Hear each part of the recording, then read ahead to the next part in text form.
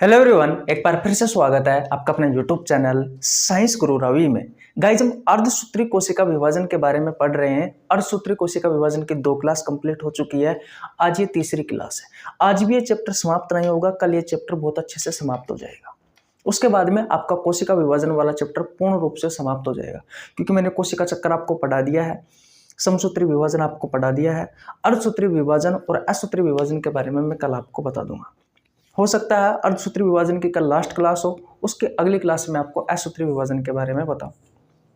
असूत्री विभाजन के बारे में ज़्यादा कुछ आपको जानने की आवश्यकता नहीं है, छोटी मोटी नॉलेज है जिनके बारे में मैं आपको बता दूंगा, क्योंकि रेलवे में ज़्यादा क्वेश्चन नहीं पूछे जाते, आपकी प्रतियोगी परीक्षाओं में ज़्यादा क्वेश्चन नहीं पूछे जाते असूत्री विभाजन से। ज़्यादा जो क्वेश्चन पूछे जाते हैं वो समसूत्री विभाजन से और अर्धसूत्री विभाजन से और कोशिका चक्कर से क्वेश्चन पूछे जाते हैं, तो इनको हमें ध्यान से पढ़ना है। तो चलिए आज की क्लास की शुरुआत करते हैं। चैनल पर नए तो चैनल को जरूर सब्सक्राइब कर लेना, बेल आइकन को प्रेस कर लेना, ताकि आपके पास हमारे वीडियो का नोटिफिकेशन टाइम टू टाइम पहुंच सके।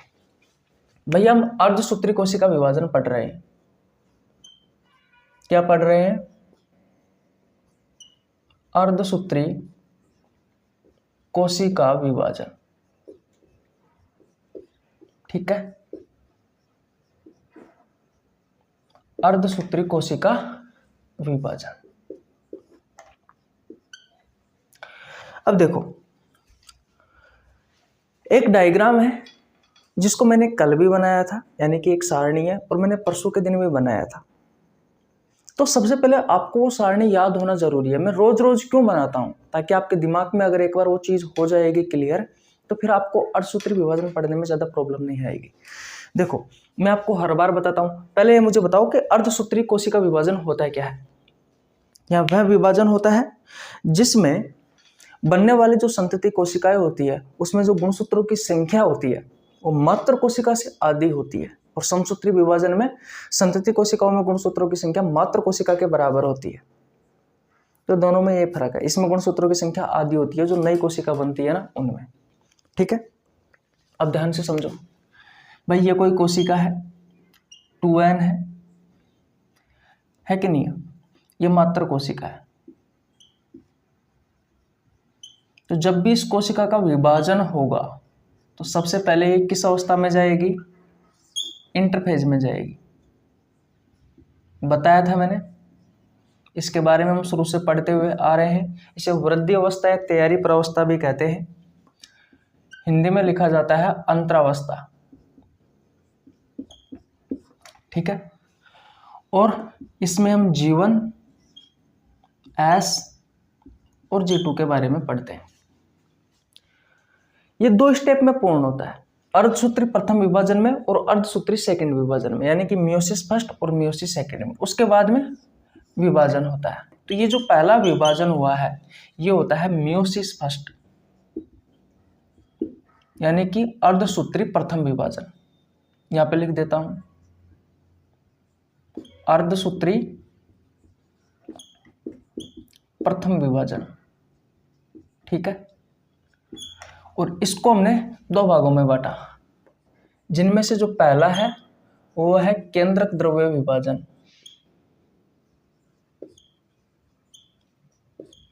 केंद्रक द्रव्य विभाजन फर्स्ट, जिसे हमने कैरियोकाइनेसिस कहा, कैरियोकाइनेसिस फर्स्ट कहा। ठीक है, इसकी भी 4 अवस्था होती है। कौन कौन सी होती है? तो आप सभी को पता है, एक होती है प्रोफेज फर्स्ट, ध्यान से समझना। एक होती है मेटाफेज फर्स्ट, एक होती है एनाफेज फर्स्ट। भाई, इनको याद करना थोड़ा सा कठिन है, लेकिन रोज अगर लिखोगे तो आपको सब चीजें याद हो जाएगी। एक होती है टेलोफेज फर्स्ट। यहाँ पर प्रोफेज जो फर्स्ट होता है, इसकी भी 5 उप अवस्था होती है। वो कौन कौन सी है? तो वो पहली है लेप्टोटीन, दूसरी है जाइगोटीन, तीसरी है पेकिटीन, चौथी कौन सी है? डिप्लोटीन, और 5वीं कौन सी है? डाइकाइनेसिस।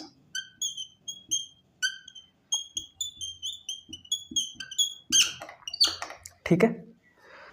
तो लास्ट क्लास में मैंने आपको लेप्टोटीन, जाइगोटीन, पैकिटीन, डिप्लोटीन और डाइकाइनेसिस के बारे में बताया था और इसकी मैंने थ्योरी करवाई थी।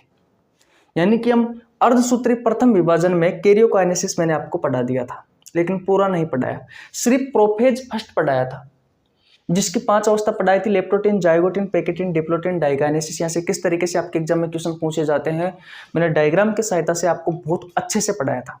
तो लास्ट क्लास में मैंने भैया इनके बारे में बताया था। उससे पहले वाली क्लास में अर्धसूत्री विभाजन से संबंधित बेसिक नॉलेज दी थी, बेसिक जानकारी दी थी, जिसमें मैंने आपको बताया था कि एक्चुअली में अर्धसूत्री कोशिका विभाजन होता क्या है, इसकी खोज किसने की है कि नहीं है, इसमें कोशिकाओं से कितनी कोशिकाओं का निर्माण होता है, इस छोटी मोटी बातें मैंने आपको बताई थी।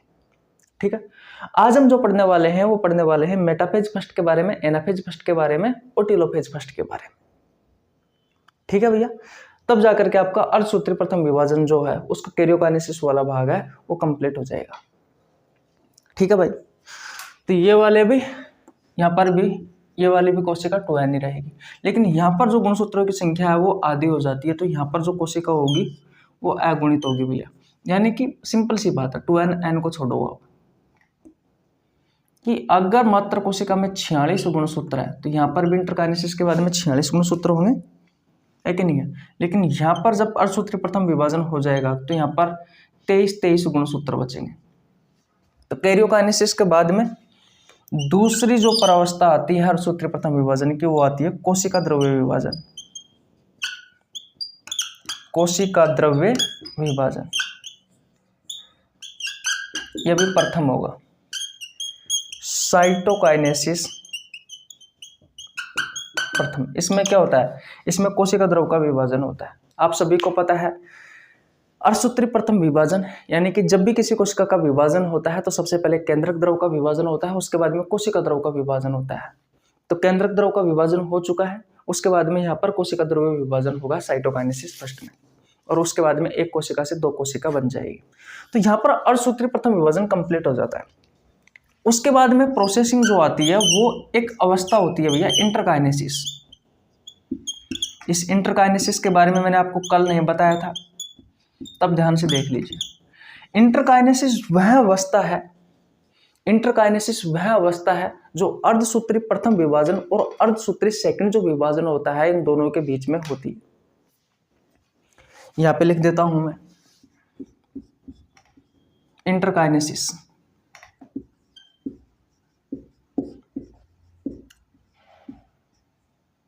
इंटरकाइनेसिस, देखो इंटरकाइनेसिस क्या है, तो यह वह अवस्था है जो मियोसिस फर्स्ट यानी कि अर्धसूत्री प्रथम विभाजन और मियोसिस सेकंड के बीच होती है। भैया आप सभी को पता है अर्धसूत्री प्रथम विभाजन के बाद में अर्धसूत्री सेकंड विभाजन होगा, जिसके बारे में मैं अभी आपको बताने वाला हूं। लेकिन पहले इंटरकाइनेसिस के बारे में जान लेते हैं कि एक्चुअली में इसमें होता क्या है। तो सबसे पहले तो आपको ये याद रखना है कि इंटरकाइनेसिस जो प्रोसेस होती है ये अर्धसूत्री प्रथम और अर्धसूत्री सेकंड विभाजन होता है, इन दोनों के बीच में होती है। याद रखना, इसमें क्या होता है, इसमें डीएनए का प्रतिकृतियन नहीं होता। डीएनए का प्रतिकृतियन नहीं होता है। इसमें क्या होता है, इसमें तारककाय डबल हो जाते हैं। तारककाय क्या हो जाते हैं, इस अवस्था में डबल हो जाते हैं। डीएनए डबल नहीं होता भैया, डीएनए का रेप्लिकेशन नहीं होता, इसमें तारककाय डबल होता है। ठीक है, तो बस इतनी सी चीज आपको याद रखनी है इंटरकाइनेसिस में। इंटरकाइनेसिस वह अवस्था है जो अर्धसूत्री प्रथम विभाजन और अर्धसूत्री सेकंड विभाजन के बीच में उपस्थित होती है, यानी कि होती है, जहाँ पर डीएनए का प्रतिकृतियन नहीं होता। इस बात का आपको विशेष का याद रखना है। और यहाँ पर तारककाय डबल होता है। सेम यही है इंटरफेज वाली अवस्था, यही है भी, लेकिन यहाँ पर डीएनए का प्रतिकृतियन नहीं होता। यहाँ पर इंटरफेज में ऐसा अवस्था जब हम पढ़ते हैं तो वहाँ पर डीएनए का प्रतिकृतियन होता है। मैंने आपको पढ़ाया भी है अगर आपको याद हो तो, लेकिन यहाँ पे नहीं होता है। तो इंटरकाइनेसिस के बारे में समझ में आ गया। अर्धसूत्री प्रथम और अर्धसूत्री सेकंड विभाजन के बीच वाली अवस्था है। डीएनए का प्रतिकृति यहाँ पर नहीं होता, तारक का डबल होता है। बोलो, इतनी बात क्लियर है? किसी को कोई प्रॉब्लम बिल्कुल नहीं होनी चाहिए, ठीक है। अब आगे देखो भैया, इसको मैं मिटा देता हूँ। इंटरकाइनेसिस आपको समझ में आ गया। आज पता नहीं रूम के अंदर चींटी आ गई है बहुत सारी। देखो भाई, हाँ, तो यहां पर भी 23 गुणसूत्र होंगे। अब क्या होगा? अब होगा अर्धसूत्री सेकंड विभाजन, यानी कि अब होगा मियोसिस सेकंड, यानी कि अर्धसूत्री द्वितीयक विभाजन, जिसके तहत एक कोशिका से 2 कोशिका बनेगी। तो यहाँ पर 4 कोशिकाओं का निर्माण होगा। इसमें गुणसूत्रों की संख्या समान होती है, इसमें गुणसूत्रों की संख्या समान होती है। तो ये भी वही 2 भागों में पूर्ण होगा। पहला जो है वो केंद्रक द्रव का विभाजन होगा, लेकिन ये केंद्रक द्रव्य का जो विभाजन है ये कौन सा है? ये सेकंड है, यानी कि जो कैरियोकाइनेसिस सेकंड। और इस अर्धसूत्री द्वितीयक विभाजन को हम किसके समान मानते हैं? समसूत्री कोशिका विभाजन के समान मानते हैं, क्योंकि इसमें भी वही प्रोफेज सेकंड, मेटाफेज सेकंड,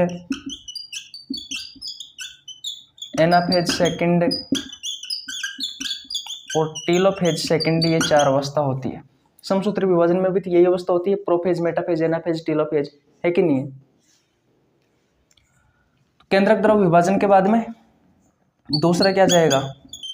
कोशिका द्रव्य विभाजन। कोशिका द्रव्य विभाजन कौन सा? सेकंड। साइटोकाइनेसिस। कोशिका द्रव्य विभाजन के बाद में कोशिका जो होती है वो 1 से 2 हो जाती है यहाँ पे, ठीक है। तो याद रखना, समसूत्री विभाजन में जो कोशिका का विभाजन होता है तो 1 से 2 कोशिकाओं का निर्माण होता है, लेकिन अर्धसूत्री में 1 से 4 बनती है भैया। देखो ऊपर 1 है, फिर अर्धसूत्री प्रथम विभाजन हुआ, फिर उसके बाद में अर्धसूत्री सेकंड विभाजन होता है, तो 1 से 4 कोशिका बनती है, आप देख सकते हो। तो ये जब हम सारी चीजें पढ़ लेंगे तब जाकर के भैया आपका क्या समाप्त होगा? अर्धसूत्री कोशिका विभाजन समाप्त होगा। अब तक सिर्फ हमने क्या पढ़ा है? अब तक हमने सिर्फ प्रोफेज फर्स्ट पढ़ा है, जिसकी 5 अवस्था पढ़ी है। आज हम आपको मेटाफेज, एनाफेज, टीलोफेज पढ़ाएंगे। कोशिका द्रव्य विभाजन के बारे में मैं आपको बता चुका पहले ही। जंतु कोशिका में जो होता है वो खांचन विधि द्वारा होता है और फ्रेगमोप्लास्ट विधि द्वारा पादप कोशिका में होता है। ज़्यादा इससे क्वेश्चन नहीं पूछा जाता भैया, याद करने की आवश्यकता नहीं है, बस आपको तो यही चीज़ें पढ़नी है। जो जो चीज़ें याद करने की है वो मैं आपको बता चुका। इंटरकाइनेसिस के बारे में मैंने आपको बता दिया है, कोशिका द्रव्य विभाजन के बारे में मैंने आपको बता दिया है। कल मैं जो है वो भैया मियोसिस सेकंड स्टार्ट कर दूंगा, और मियोसिस सेकंड में भी मैं आपको क्या पढ़ाऊंगा? ये केंद्रक द्रव विभाजन यानी कि कैरियोकाइनेसिस सेकंड कल हम ये समाप्त कर देंगे, जिसमें मैं आपको prophase second, metaphase second, anaphase second, telophase second, ये सेम जो है वो भैया किसकी तरह है? समसूत्री विभाजन की तरह है। तो अगर आपसे कोई क्वेश्चन पूछे कि अर्धसूत्री जो सेकंड विभाजन होता है वो किसकी तरह होता है? वो समसूत्री विभाजन की तरह होता है, इतना आपको पता होना जरूरी है, ठीक है। ओके, बताओ यहाँ तक की कहानी क्लियर है? स्क्रीनशॉट ले लीजिए, एक बार और रिवीजन करवाया जाए आपका। बोलो, देखो अगर ये चीज आपको क्लियर होगी ना भैया तो फिर आपको कोई प्रॉब्लम नहीं आएगी, फिर आपको कोई प्रॉब्लम नहीं आएगी, फिर अर्धसूत्री विभाजन में आपको बिल्कुल भी प्रॉब्लम नहीं आएगी। बस समसूत्री विभाजन आपका क्लियर हो गया तो वैसे ही आपको अर्धसूत्री विभाजन में समझने में प्रॉब्लम नहीं आई होगी। और अर्धसूत्री विभाजन में आपको ऐसा नहीं है कि भाई भगा के लेके जा रहा हूँ या फिर आपको चीजें नहीं समझा रहा, एक एक चीज छोटे छोटे पॉइंट समझा रहा हूँ भैया, ताकि आपको बहुत अच्छे से समझ में आ जाए चीजें। एक बार में नहीं आएगा भैया, आपको टाइम देना पड़ेगा, 3, 4, 5 घंटे का जो भी है वो टाइम देना पड़ेगा आपको। सबसे इंपॉर्टेंट बात यह है कि इस अर्धसूत्री के कोशिका विभाजन वाले चैप्टर के जो प्रीवियस ईयर के क्वेश्चन की प्लेलिस्ट है, पीडीएफ है, प्लेलिस्ट क्या, वो पीडीएफ मैंने टेलीग्राम चैनल पर डाल दिया है, तो जाकर के ज्वाइन कर लेना। और हर रोज मैं टेलीग्राम चैनल पर आपको 15 से 20 क्वेश्चन का टेस्ट उपलब्ध कराता हूँ, जिसका आंसर लगभग 500 स्टूडेंट देते हैं, हमारे साथ जुड़े हुए हैं। टेलीग्राम यूट्यूब चैनल पर भी कम्युनिटी पोस्ट में हर रोज के 10 क्वेश्चन डालता हूँ, जिसका आंसर लगभग 8-10 हज़ार स्टूडेंट देते हैं। तो आप भी जुड़िए हमारे साथ, आपको भी फायदा मिलेगा। और रेल वाले बच्चों के लिए तो रामबाण साबित होगा, क्योंकि मैंने लगभग बायोलॉजी के 7 से 8 चैप्टर की PDF डाल रखी है भैया टेलीग्राम चैनल पर, और मैंने क्वेश्चन भी डाल रखे हैं टेलीग्राम चैनल पर। उनकी PDF नहीं आई है, PDF में डाल दूंगा जैसे ही मुझे टाइम मिलेगा एडिटिंग का नहीं, टाइपिंग का, तो उसके बारे में भी आपको पता होना जरूरी है। देखो एक बार और बता देता हूँ। देखो ये कोई मात्र कोशिका है, और ये जो नई कोशिका बनी है इन्हें संतति कोशिका कहते हैं हम, आप सभी को पता है। संतति कोशिका या फिर इन्हें हम पुत्री कोशिका कहते हैं। मात्र कोशिका में मान लीजिए 46 गुणसूत्र है। जब भी कोई कोशिका विभाजन करती है तो सबसे पहले वो तैयारी प्रावस्था में जाती है, वो वृद्धि करती है। अगर वृद्धि नहीं करेगी तो वो कोशिका एक समय ऐसा आएगा कि वो विलुप्त हो जाएगी। मैंने आपको पहले भी चर्चा की थी इस बात पर। तैयारी प्रावस्था या वृद्धि प्रावस्था को हम इंटरफेज भी बोलते हैं, अंतरावस्था भी कहते हैं, जिसमें लगभग 95% का समय होता है। सिर्फ 5% में कोशिका का विभाजन हो जाता है, लेकिन सबसे ज़्यादा जो समय लगता है वो इसी इंटरफेज में लगता है। मैंने आपको बताया था कि मानव की जो एक कोशिका है वो संवर्धन माध्यम में लगभग 95% का समय लेती है, बताया था। 1 मिनट रुको। और 5% का जो समय है वो किस में लेती है? वो लेती है भैया सिर्फ विभाजन में।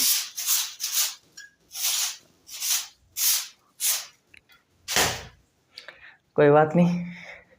नीचे क्या चींटी आ गई थी बहुत सारी, और पैरों में आ रही थी, और मुझे डर लगता है कहीं पैर चींटी पर रखने में ना आ जाए। ठीक है, तो इंटरफेज वाली बात समझ में आ गई। G1 G2 के बारे में आपको पहले ही पढ़ा करके आ चुका। ठीक है, यहाँ पर वृद्धि हो चुकी है। फिर अर्धसूत्री प्रथम विभाजन होगा। जब भी किसी कोशिका का विभाजन होगा तो सबसे पहले केंद्रक द्रव का विभाजन होगा, उसके बाद में कोशिका द्रव का विभाजन होता है। केंद्रक द्रव का जो विभाजन होगा, ये चीज इंपॉर्टेंट है, यहाँ से आपके एग्जाम में क्वेश्चन पूछे जाते हैं। तो 4 अवस्था होती है, prophase first, metaphase first, anaphase first और टेलोफेज फर्स्ट। यहाँ पर प्रोफेज फर्स्ट की भी 5 उपावस्था है, leptotene, zygotene, pectin, diplotene, diakinesis. इनके बारे में आपको कल पढ़ा चुका। आज मैं आपको मेटाफेज फर्स्ट, एनाफेज फर्स्ट और टेलोफेज फर्स्ट के बारे में बताने वाला हूँ। उसके बाद में कोशिका द्रव का विभाजन होगा। अर्धसूत्री प्रथम विभाजन और अर्धसूत्री सेकंड विभाजन के बीच में इंटरकाइनेसिस की प्रोसेस होती है, जिसमें मैं आपको बता चुका। यहाँ पर क्या होता है, तारक का डबल होता है, DNA का प्रतिकृतियन नहीं होता है। ठीक है, और अर्धसूत्री सेकंड विभाजन में क्या होता है, वो पहले केंद्रक द्रव का विभाजन होगा, जिसमें प्रोफेज सेकंड पढ़ेंगे, मेटाफेज सेकंड पढ़ेंगे, एनाफेज सेकंड पढ़ेंगे और टेलोफेज सेकंड पढ़ेंगे। फिर कोशिका द्रव विभाजन सेकंड पढ़ेंगे। उसके बाद में आपका अर्धसूत्री विभाजन कंप्लीट हो जाएगा। ठीक है, ओके। अब आज की क्लास की शुरुआत करते हैं मेरे भाई। अब आज की क्लास की शुरुआत करते हैं। स्क्रीनशॉट ले लीजिए। ले लिया आपने? ओके, ले लिया। देखो आज मैं आपको मेटाफेज फर्स्ट पढ़ाऊंगा, एनाफेज फर्स्ट पढ़ाऊंगा, टेलोफेज फर्स्ट पढ़ाऊंगा। उसके बाद में आपका कंप्लीट हो जाएगा भैया। क्या ये अर्धसूत्री प्रथम विभाजन, क्योंकि कोशिका द्रव विभाजन के बारे में तो आप जानते हो, लेकिन ये खाचन विधि द्वारा होता है। एक कोशिका से 2 कोशिका बनती है, सीधी सी बात है। लेकिन ये कोशिका अलग अलग हो जाती है। कुल मिलाकर के बात यह है कोशिका द्रव विभाजन के बाद में, जैसे कि एक कोशिका है, ये वाली कोशिका है मान लीजिए, जैसे कि ये कोशिका है, तो ये अलग अलग हो जाएगी भैया कोशिका द्रव विभाजन के बाद में। ठीक है, ओके, आगे चलते हैं।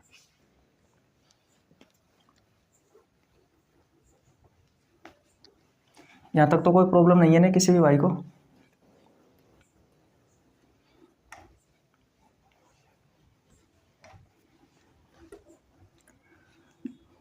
देखो समझ में तभी आएगा जब आप हमारे साथ शुरू से लेकर के एंड तक जुड़े रहोगे। अब आप चाहते हो कि हमारा समय भी खराब ना हो, आपको पढ़ने में जोर भी आता है, चीज़ें भी सीखनी है। मैं कह रहा हूँ कि इस तरीके से, जिस तरीके से मैंने अर्धसूत्री विभाजन, कोशिका विभाजन की क्लासें ली है, आपको पूरी यूट्यूब चैनल पर नहीं मिलेगी ऐसी क्लासें। चाहता तो मैं भी 60-70 क्वेश्चन की PDF लेकर के आता और आपको पूरा चैप्टर करवा देता भैया, लेकिन मतलब क्या हो उसका, कोई फायदा नहीं है मेरे भाई। देखो प्रोफेज फर्स्ट कंप्लीट हो चुका है आपका। अब पढ़ते हैं हम मेटाफेज फर्स्ट। इस मेटाफेज फर्स्ट में क्या होता है वो ध्यान से समझना है कि नहीं भाई। इस मेटाफेज फर्स्ट में क्या होता है वो ध्यान से समझना। देखो ये आपकी कोशिका है, ये क्या है, ये आपकी कोशिका है। जो तारकाएं होते हैं वो भैया कहाँ जाते हैं, और ध्रुवों पर आ जाते हैं। तारकाएं ध्रुवों पर आ जाते हैं। और आपने देखा है समसूत्री विभाजन की जो मेटाफेज परावस्था होता है, मेटाफेज परावस्था है, यानी कि मेटाफेज वाली अवस्था जो है उसमें मध्य पट्टिका का निर्माण होता है, लेकिन यहाँ पर दोहरी मध्य पट्टिका का निर्माण होता है। यहाँ पर क्या होता है, दोहरी मध्य पट्टिका का निर्माण होता है। कुछ इस तरीके से आपको देखने को मिलेगा। ठीक है, यहाँ पर दोहरी मध्य पट्टिका का निर्माण होता है और जो तर्कुतंतु होता है वो भी जुड़ा हुआ होता है। भाई तर्कुतंतु जो होते हैं वो भी जुड़े हुए होते हैं किससे, गुणसूत्र से। और गुणसूत्र जो होते हैं वो भैया मध्य में आकर के व्यवस्थित हो जाते हैं कुछ इस तरीके से। ये दोहरी मध्य पट्टिका हो गई भैया। ठीक है, तो ये चीज़ें याद रखनी है। तो इसमें मैं पहला पॉइंट लिख रहा हूँ कि जो तारककाय होते हैं,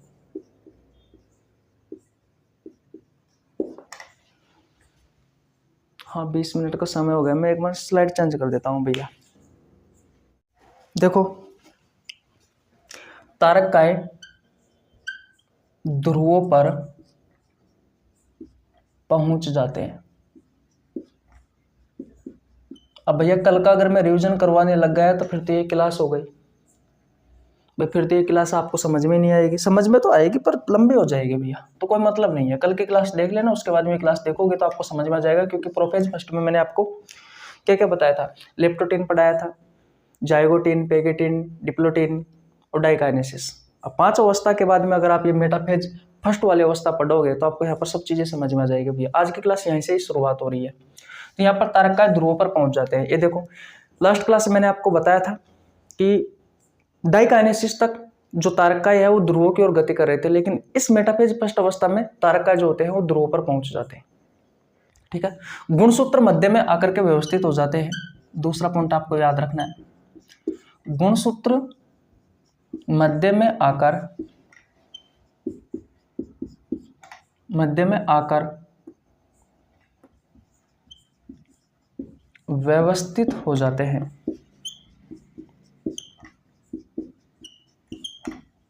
दोहरी मध्य पट्टिका का निर्माण होता है। यहाँ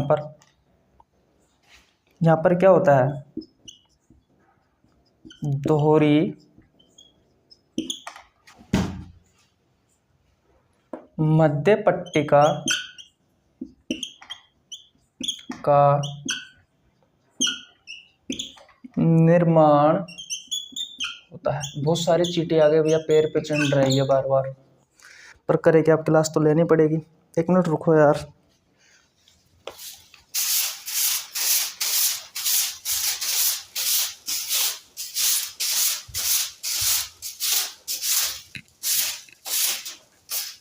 पैर रखने में आ जाएगा तो मर जाएगी बेचारी, तो उससे अच्छा है इनको मैं हटा ही दूं। पता नहीं आज खांसी आ गई, इतनी आती नहीं है वैसे,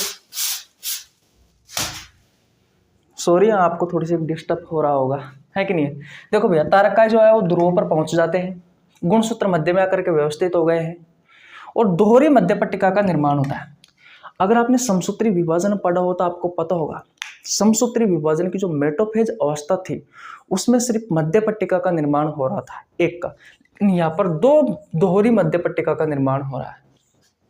ठीक है, तो यहां से आपको पता लग जाएगा कि भाई समसूत्री विभाजन में और अर्धसूत्री विभाजन में अंतर क्या है। भाई अंतर क्या है, ये सारी चीजें आपको समझ में आ जाएगी। वहां पर समसूत्री विभाजन में वहां पर मध्य पट्टिका का निर्माण हो रहा था, लेकिन यहाँ पर दोहरी मध्य पट्टिका का निर्माण हो रहा है। ये देखो, यहाँ पर 2 है, वहां पर 1 थी। ठीक है, उसके अलावा जो तर्कुतंतु होते हैं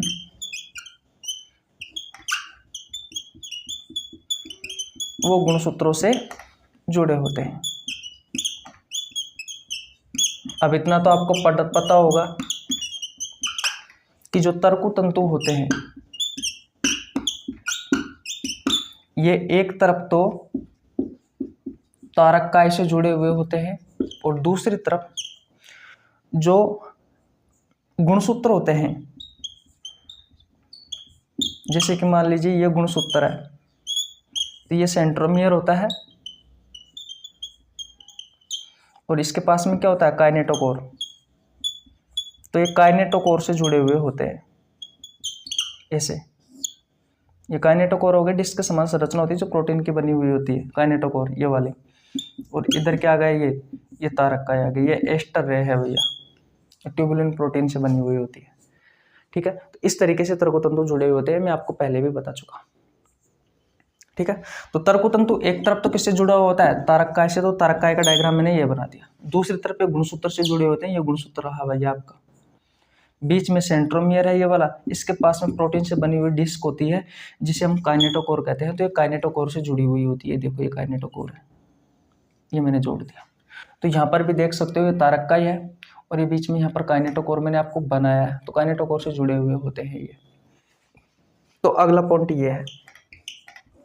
ठीक है, ये 3 पॉइंट तो सेम है, तारककाय ध्रुवों पर पहुंच गए और गुणसूत्र मध्य में आकर के व्यवस्थित हो जाते हैं। वहां पर मैंने आपको बताया था समसूत्री विभाजन में कि जो गुणसूत्र है वो कोशिका ध्रुव में फैल जाते हैं और तर्कतंतु जो है वो गुणसूत्रों से जुड़े होते हैं, एक तरफ तारककाय से, दूसरी तरफ काइनेटोकोर से। ठीक है, तो बस आपको ये याद रखना है कि अर्धसूत्री प्रथम विभाजन की जो मेटाफेज प्रावस्था, मेटाफेज फर्स्ट जो प्रावस्था है उसमें दोहरी मध्य पट्टिका का निर्माण होता है, लेकिन समसूत्री विभाजन की जो मेटाफेज अवस्था है उसमें सिर्फ किसका निर्माण होता है, उसमें सिर्फ भैया एक मध्य पट्टिका का निर्माण होता है। ठीक है, तो भैया ये स्क्रीनशॉट ले लेना, ये चीजें आपको याद रखनी। अगर आप हमारे साथ शुरू से जुड़े हुए हैं तो आपको कोई भी प्रॉब्लम नहीं आ रही होगी, लेकिन भैया अगर बीच में से आप क्लास देखोगे तो फिर तो आपको प्रॉब्लम आएगी। ये चैप्टर एक ऐसा चैप्टर है, इसकी समझ है वो ये आपको शुरू से होना जरूरी है। अगर शुरू से नहीं है तो फिर तो देखो आपको प्रॉब्लम ही प्रॉब्लम है मेरे भाई। ठीक है, स्क्रीनशॉट ले लीजिए, ले लिया आपने स्क्रीनशॉट, मिटा दूं? ओके भैया, अब पढ़ते हैं भैया एनाफेज के बारे में। अगर आप ध्यान से देखोगे तो समसूत्री विभाजन का जो एनाफेज है उसमें क्या हो रहा था, उसमें सेंट्रोमियर का विभाजन हो रहा था। आपने नोट्स निकालिए भैया और पिछली क्लास से देखिए, लेकिन यहाँ पर क्या होता है, यहाँ पर भैया सेंट्रोमियर का विभाजन नहीं होता है क्योंकि दोहरी मध्य पट्टिका है। यहाँ पर जो गुणसूत्र होते हैं वो ध्रुवों की ओर पहुंच जाते हैं भैया।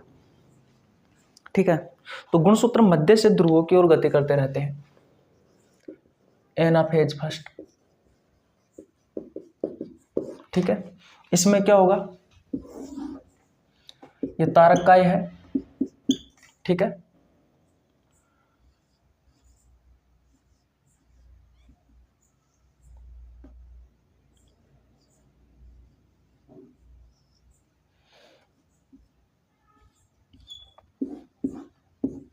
देखो पहले गुणसूत्र थे वो मध्य पट्टिका पर थे, मेटाफेज फर्स्ट में हमने देखा, लेकिन यहां पर एनाफेज फर्स्ट में क्या हो रहा है भाई, एनाफेज फर्स्ट में क्या हो रहा है कि जो गुणसूत्र है, गुणसूत्र जो है वो ध्रुवों की ओर गति कर रहे हैं।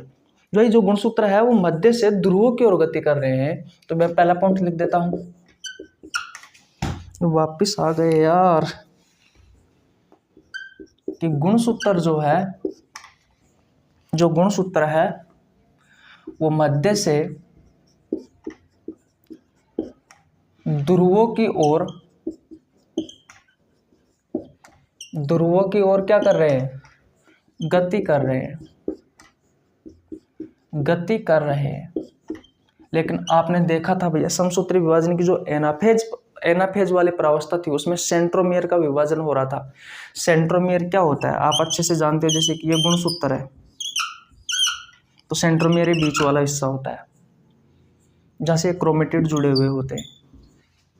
ठीक है, तो समसूत्री विभाजन में सेंट्रोमियर से विभाजन हो रहा था, सेंट्रोमियर का विभाजन हो रहा था, लेकिन यहाँ पर सेंट्रोमियर का विभाजन नहीं होता है। यहाँ से जो मध्य पट्टिका से जो गुणसूत्र है वो भैया ध्रुवों की ओर गति कर रहे हैं। तो देखो मैंने स्पष्ट रूप से लिखा है कि गुणसूत्र मध्य से ध्रुवों की ओर गति कर रहे हैं। तो पहला पॉइंट तो आपको याद रखना है, ये इंपॉर्टेंट नोट लगा करके लिख लेना कि इसमें सेंट्रोमियर का विभाजन नहीं होता, इसमें सेंट्रोमियर का विभाजन नहीं होता, सेंट्रोमियर का विभाजन नहीं होता, इसमें सेंट्रोमियर का विभाजन नहीं होता है। उसके अलावा आपको क्या याद रखना है कि सेंट्रोमियर से, समझ में आ जाना अगर ये लाइन बोल रहा हूं जो, अगर आपको समझ में आ जाए तो, जो सेंट्रोमियर होता है इस सेंट्रोमियर से कौन जुड़ा हुआ होता है, क्रोमेटिड जुड़ा हुआ होता है। सेंट्रोमियर से क्रोमेटिड जुड़ा हुआ होता है, क्रोमेटिड जुड़ा होता है। अब देखो ये क्रोमेटिड क्या होता है, जैसे कि भैया ये गुणसूत्र है, ठीक है, बीच में क्या है, सेंट्रोमियर है, और ये गुणसूत्र की जो भुजा होती है ना ये वाली, इन्हें ही क्या कहा जाता है, इन्हें क्रोमेटिड कहा जाता है।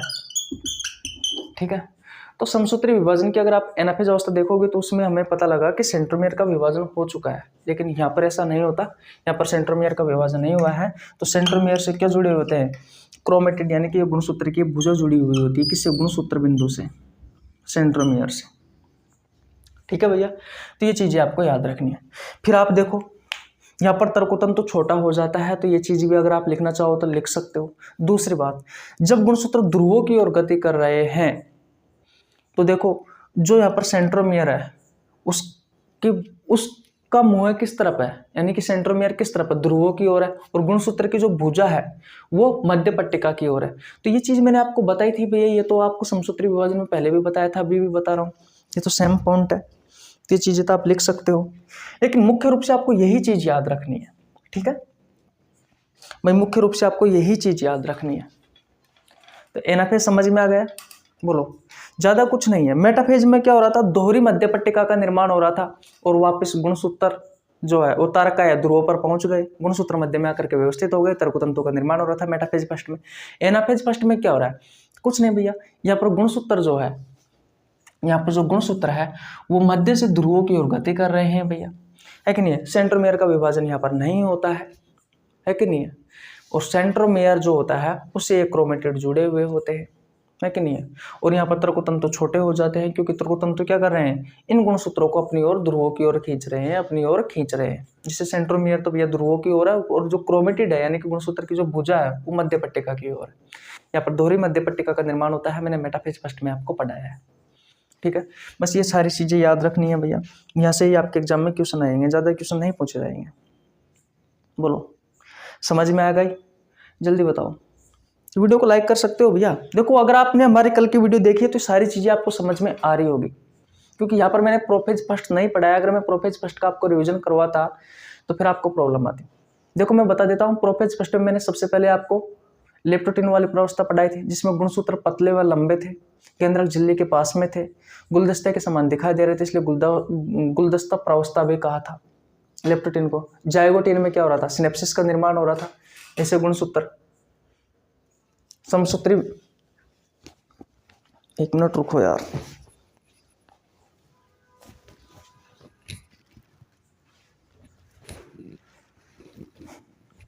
टी शर्ट में कुछ चला गया, एक मिनट रुको, वीडियो पॉज कर देता हूँ। देखो भैया मैं आपको रिवीजन करवा रहा था, है कि नहीं है। प्रोफेज फर्स्ट की कुछ अवस्था होगा। सबसे पहले लेप्टोटिन है। लेप्टोटिन में क्या हो रहा था, केंद्रक झिल्ली के पास में गुणसूत्र थे, क्रोमेटिन संगठित होकर गुणसूत्रों का निर्माण कर रहे थे, लेकिन यहाँ पर जो गुणसूत्र थे वो लंबे थे, है कि नहीं। गुणसूत्र जो थे लंबे थे और पतले थे, ऐसे दिखाई दे रहे थे जैसे कि कोई गुलदस्ता दिखाई देता है, इसलिए हमने गुलदस्ता प्रावस्था भी कहा। ठीक है, लेप्टोटिन के बाद में क्या आता है, जाइगोटिन। जाइगोटिन में सिनेप्सिस का निर्माण हो रहा था। समजात गुणसूत्रों की जो नॉन सिस्टर क्रोमेटिड वाली भुजा है वो आपस में जोड़े बना रही थी ऐसे, जिसे हमने क्या कहा, सिनेप्सिस कहा, सिनेप्टोनिमल जटिल कहा। फिर पैकेटिन में क्या हो रहा था, जिन विनिमय हो रहा था, है कि नहीं है। और पैकेटिन के बाद में जो डिप्लोटिन प्रावस्था है उसमें काइजमेटा का निर्माण हो रहा था, काइजमेटा का निर्माण हो रहा था भैया। ठीक है, और उसके बाद में जो डाइकाइनेसिस है उसमें काइजमेटा का अंत हो रहा था और गुणसूत्र सिरों से जुड़े हुए थे। ये तो चीज मैंने आपको बताई है। फिर मेटाफेज फर्स्ट में मैंने आपको क्या बताया, दोहरी मध्य पट्टिका का निर्माण हो रहा है, तर्कतंतु का निर्माण हो रहा था, वो तारक ध्रुवों पर पहुंच गए, तर्कतंतु का निर्माण हुआ था, गुणसूत्र मध्य में आकर के व्यवस्थित हो गए, और जो दोहरी मध्य पट्टिका है इस दोहरी मध्य पट्टिका का निर्माण हुआ। एनाफेज में क्या हो रहा था, गुणसूत्र मध्य से ध्रुवों की ओर गति कर रहे हैं। देख लीजिए भैया, सेंट्रोमियर का विभाजन यहाँ पर नहीं होता और सेंट्रोमियर से क्रोमेटिड जुड़ा हुआ होता है। तर्कतंतु यहाँ पर छोटा हो जाता है। जब ये गुणसूत्र ध्रुवों की ओर आ रहे हैं तो सेंट्रोमियर जो होता है वो ध्रुवों की ओर होता है, सेंट्रोमियर का मुंह है गति करते हुए, है कि नहीं है। और जो गुणसूत्र की जो भुजा होती है वो मध्य पट्टिका की ओर होती है। ये चीजें आपको याद रखनी है, ठीक है भैया। और टीलोफेज देख लीजिए, टीलोफेज में कुछ भी नहीं है भैया, स्क्रीनशॉट ले लीजिए। ले लिया आपने स्क्रीनशॉट, ओके। आज चींटियों ने परेशान कर रखा है बहुत ज्यादा। जैसे ही भगाता हूँ तुरंत आ जाती है 2 मिनट में, तो फटाफट देख लीजिए। आज की क्लास थोड़ी सी छोटी होगी भैया, कल हम इस चैप्टर को अर्धसूत्री विभाजन कल कंप्लीट करवा देंगे। तीसरा होता है टेलोफेज फर्स्ट। इस टेलोफेज फर्स्ट में कुछ नहीं है भैया, ये देखो गुणसूत्र, ये तारक काय है, ठीक है, और यहाँ पर जो गुणसूत्र है वो छित्राव प्रदर्शित करते हैं ऐसे, और केंद्रक झिल्ली और केंद्रिका वापस आ जाती है जो प्रोफेज फर्स्ट में गायब हुई थी वो वाली।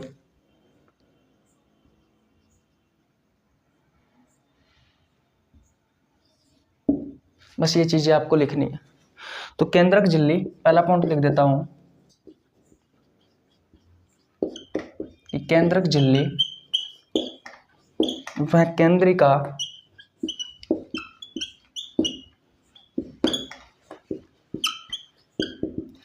पुनः उत्पन्न हो जाती है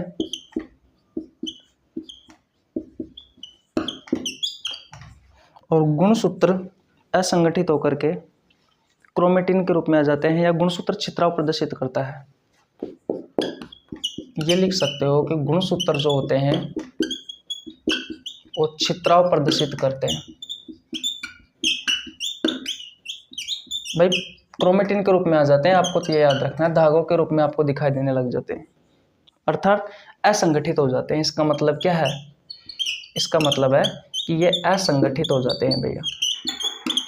अरे मैंने आप जब प्रोफेज फर्स्ट पढ़ाया था तो उसमें लेप्टोप्टिन प्रावस्था मैंने आपको बताया था कि जो क्रोमेटिन है धागों के रूप में एक संरचना होती है जो संगठित होकर के गुणसूत्रों का निर्माण कर रहे थे, लेकिन उसमें जो गुणसूत्र थे वो पतले व लंबे दिखाई दे रहे थे। तो यहाँ पर जो गुणसूत्र है वो वापिस असंगठित हो जाते हैं और आपको धागों के रूप में दिखाई देने लग जाते हैं। तो यहाँ पर देखो एक केंद्रक से दो केंद्रक बन चुके हैं, एक केंद्रक से दो केंद्रक बन चुके हैं, यानी कि केंद्रक का विभाजन हो चुका है कैरियोकाइनेसिस में। उसके बाद में कोशिका द्रव का विभाजन होगा, जंतु कोशिका में खांचन विधि द्वारा होगा और पादप कोशिका में फ्रेगमोप्लास्ट विधि द्वारा होगा। तो ये कोशिका अलग बन जाएगी भैया, जिसमें गुणसूत्र अलग हो जाएंगे, ठीक है, और एक कोशिका ये अलग बन जाएगी भैया, जिसमें आपको ये गुणसूत्र अलग दिखाई देगा। आगे बात समझ में? तो इस तरीके से ये कोशिका द्रव विभाजन है। कोशिका द्रव का विभाजन हो गया, देखो बीच में से केंद्रक द्रव का विभाजन तो हमने पढ़ लिया है, और कोशिका द्रव का विभाजन में ये छोटी सी बातें आपको याद होना जरूरी है, मैं आपको पहले भी बता चुका।